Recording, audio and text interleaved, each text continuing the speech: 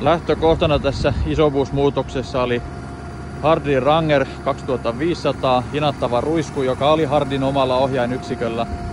Se otettiin kokonaan pois. Sitten tuli Jaltestin oma ohjainyksikkö, Jaltestin johtosarjat ja Valtran traktori oli valmiiksi isobus-traktori, eli stöpseli kiinni ja sitten ohjaus tapahtuu sieltä Valtran Smart Touchilta. Ja täällä on sitten johtosarjat.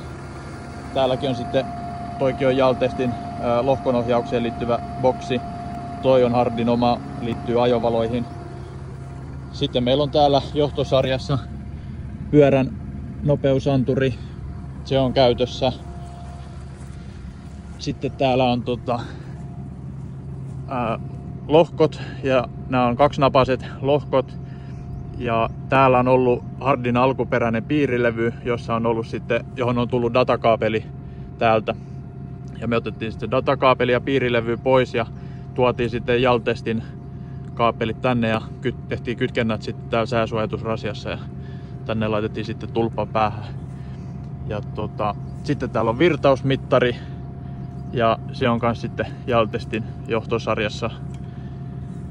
Ja tässä ruiskus nyt ei oikeastaan muuta. Hydrauliikka ohjataan traktori omilla lohkoilla, mutta jos hydrauliikka ohjattaisiin ohjaalaitteen kautta, yleensä ohjaalaite on täällä jossain ruiskun perällä, niin sitten Jaltestin johtosarjassa on myös hydrauliikan ohjausmahdollisuus. Sitten siellä on myös erilaisia, jos on paineanturi. Tässä ei ole paineanturi, mutta jos olisi paineanturi, niin siitä saataisiin otettua sitten painetietoa.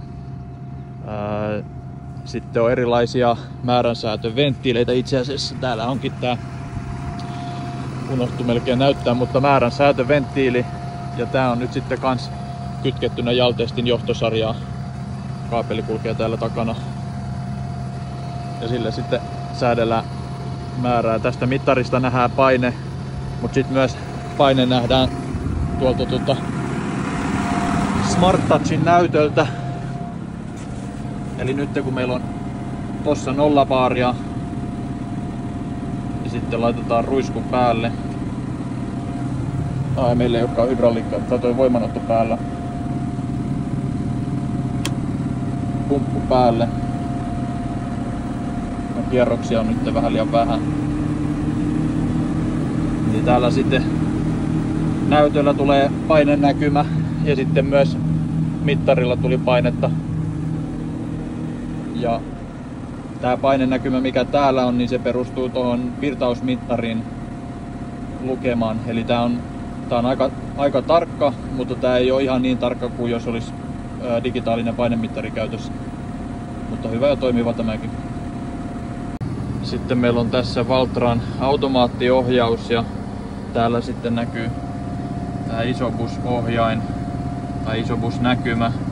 Ja tähän on sitten laitettu, traktorissa on AUX N-ohjaus, niin laitettu sitten näihin nappeihin eri toimintoja. Nyt meillä oli start eli ruiskun käynnistäminen ja stop on tossa.